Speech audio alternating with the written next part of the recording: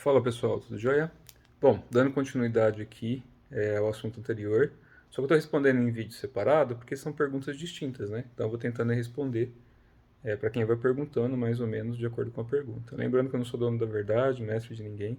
Sei que é chato ficar ouvindo isso toda vez que eu falo, mas é para algumas pessoas não ficarem achando que dá para se responder tudo de qualquer jeito. Então eu tento falar de acordo com o que eu pratico, vejo, sinto e estudo há muito tempo, principalmente de cunho das coisas que eu pratico aí de linha oriental.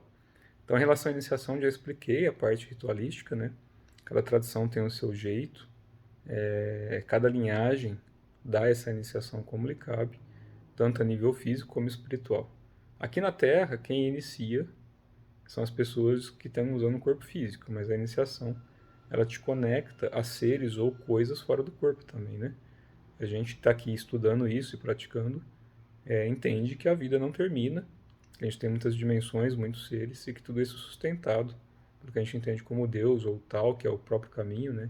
É a energia da fonte que une tudo e todas as coisas. Mas como já sabiamente disse Lao Tse, o tal que pode ser dito não é o verdadeiro tal. Então, se a gente pensar em tal como caminho, tudo que a gente pratica, se eu chamar isso de iniciático, se torna iniciático para as pessoas. Então, antigamente, muito antigamente lá atrás, iniciação era para se desenvolver um caminho. Então você pegava, por exemplo, se você tinha um mestre ali que era reconhecido como mestre. Porque mestre não se intitulava mestre antigamente, as pessoas reconheciam como um mestre, um professor. É por isso que eu não gosto aqui no Brasil de usar o termo mestre, e nem gosto que alguém use o termo mestre comigo, pelo menos nas coisas que eu pratico. Porque mestre antigamente não tinha só o sentido da tradução de professor. Ele era um facilitador da sua vida, basicamente. Então, quando você ia acertar ser discípulo de alguém, se esse mestre te aceitava, você depositava a sua vida na mão dele. Então, normalmente morava junto, ou vivia no mesmo vilarejo, na mesma comunidade, na mesma sanga, e ali você respeitava 100% de tudo que era lhe dito ou pedido para ser feito, que aquele mestre pedia. Depois, com o tempo, foi se perdendo muito isso. E por que que era dessa forma? Porque realmente mestre que era mestre, que não era só manipulador de energia, né? Que assim, tem formas de desenvolver. Algumas pessoas aprenderam a desenvolver a parte magística, alquímica, a manipular a energia, mexer com devas elementais, e acabavam usando isso para o lado errado, para prejudicar, machucar pessoas. Então, quando você ia desenvolver alguma coisa em alto nível, tinha pessoas que se corrompiam. E aí os mestres de verdade foram fechando cada vez mais os ensinamentos, porque passou-se por uma idade de treva muito forte na Terra. Então ali tinha que tomar cuidado, porque tinha muita gente mexendo com coisas pesadíssimas, machucando, matando, arrancando o coração de gente viva, né? E oferecendo ainda para as divindades. A gente sabe que houve um período muito conturbado, assim como a gente sabe que existe, infelizmente ainda, pessoas que acabam fazendo dessa forma para adquirir poder ou conquistar recursos aí, infelizmente, às custas da felicidade das pessoas. Obviamente, o universo é bem perfeito e tudo tem rebote, né? Sempre que a gente age pelo mal, por mais que a gente fuja durante um tempo, em algum momento essa energia busca a gente de volta. Então tem N formas de limpar tudo, mas o mais importante na coisa toda é que nesses processos iniciáticos, que são de verdade, se desenvolva, né, dentro do caminho o cultivo de virtude. Algo que te mostre, que te ajude, principalmente hoje em dia que normalmente as pessoas não ficam tão próximas assim umas das outras, durante prática, durante esses momentos de cultivo, elas acabam praticando muito tempo sozinhas, que se desenvolva no dia a dia o cultivo de virtude. Então, mais do que ter símbolos na roupa, do que ter cores diferentes, do que você falar que é ou que não é, a sua qualidade do cultivo tem que se demonstrar no dia a dia, nas ações. Lógico, ninguém é perfeito o dia inteiro, ninguém vai deixar de sentir raiva de vez em quando, sentir alguma coisa ruim ou querer fazer alguma besteira. A gente tem que cultivar para que isso diminua, porque existe o capetinha e o anjinho dentro da gente, né? A energia boa e a energia que não é tão boa. Então vai ter dias que a gente vai estar querendo arrancar alguém do corpo, e outro dia a gente vai estar querendo curar essa mesma pessoa, porque é normal do nosso centro emocional. A questão é a gente desenvolver esse centro, esse caminho do meio aí, para a gente desenvolver virtude e cultivar isso para se ajudar e ajudar as pessoas. Aí a gente provoca menos sofrimento, por consequência. A gente acaba sofrendo menos também, e quando sofre ainda entende o porquê, né? Pelo menos um pouquinho mais do que quando a gente está imantado ainda pela ilusão de que as coisas têm que ser a ferro e fogo, do jeito que são construídas e que vai morrer assim. Então, todo o processo que a gente vai desenvolver e cultivar, não importa a vestimenta da pessoa, e isso só mostra, dentro da tradição dela, quem ela é dentro da tradição, por uma questão de respeito pelo tempo de prática de cada um. Por exemplo, tem traduções que eu sou detentor da tradução, então eu pratico ela há muito tempo e recebi autorização para ajudar e ensinar as pessoas a partir dela.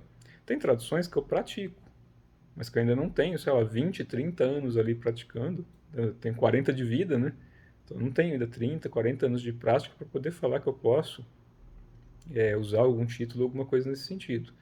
E que, na verdade, nas coisas que eu pratico hoje em dia, na verdade eu tiro os títulos todos, né? Por exemplo, nome iniciático, eu tenho alguns. Cada linhagem vai dando um. Tem alguns que podem ser abertos a público, tem outros que não podem. Mas na verdade são só títulos, né? Que se você souber usar dentro da linhagem que você pratica, você tem uma identificação do porquê que te deram aquele nome. Ah, porque você tem certas qualidades ou faculdades. E a partir dali, quem te dá a iniciação te transmite um nome. É para mostrar a sua qualidade dentro daquilo que você está praticando junto com aquela pessoa que está te otorgando algo para que você se ajude ou ajude as pessoas. Ou prejudique, né? Para quem quer fazer as coisas erradas. Então a iniciação não é para ser algo místico, não é para ser algo doloroso. Na verdade, é para ser algo cultivado. E aí a gente só tem que tomar cuidado para não deixar de ter a humildade naquilo que pratica, para se tornar alguém que não é, né? Que daí começa a só ter títulos, roupas, adereços externos, vai, para mostrar algo que por dentro não foi cultivado. E aí complica um pouquinho, porque a pessoa vai acabar se iludindo ou machucando pessoas. Então tem que tomar cuidado com o que se pratica, e a gente ter a humildade de dentro daquilo que a gente pratica, saber os nossos limites, para que a gente não machuque a gente mesmo e não machuque as pessoas. É por isso que a gente trava um pouquinho certos ensinamentos até que a pessoa desenvolva, né, aquelas qualidades necessárias para que isso seja manifesto no organismo. É a mesma coisa da espiritualidade quando eles vão abrir aí certos canais ou certas faculdades nas pessoas. Não vão fazer isso de forma leviana, né? Se a gente força a barra no caminho errado, tem muita gente que quer ficar vendo espírito, ou quer deixar de ver espírito, enfim, cada um está em uma busca aí. Escutar, manipular a energia. Se a gente não cultiva primeiro a nossa quebra de apego, né? Quebra de identificação com as dores do mundo, as dores ficam muito mais fortes se a gente tem mais energia, né? Então, há mais energia para a gente tirar a identificação e não se tornar ainda mais raivoso, agressivo ou com ódio das coisas. Então, um bom desenvolvimento, um bom cultivo, mostra que a pessoa está mais centrada, está mais equilibrada, está desenvolvendo aí as qualidades necessárias para que também, espiritualmente, dentro ou fora do corpo, ela possa se utilizar e refinar essa energia, e que nesse processo de cultivo e refinamento da energia, ela vai se tornando mais próxima aí do que o pessoal entende como entidade ou mestre espiritual. E aqui na Terra, sigamos aí exemplos, bons exemplos, né?